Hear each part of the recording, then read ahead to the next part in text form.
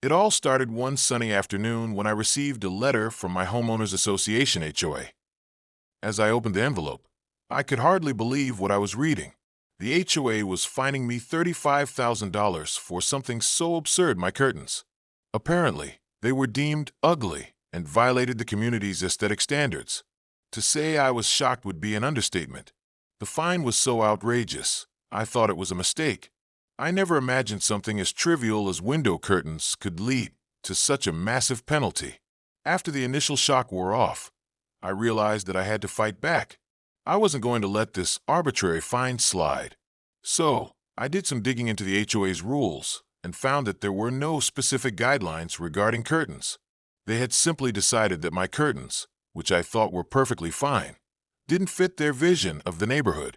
It felt like a violation of my personal space and freedom. Determined not to be pushed around, I sought legal advice. The lawyer confirmed that the HOA had no legal grounds to impose such a fine on something as minor as curtains. They were clearly overstepping their authority, and this could turn into a big case if I played my cards right. The lawyer and I filed a lawsuit, demanding not only that the fine be revoked, but also that I be compensated for the undue stress and financial burden they had caused me. As the case progressed, it became clear that the HOA wasn't prepared for a courtroom battle. Their defense was flimsy at best, and I had a strong case backed by legal precedents.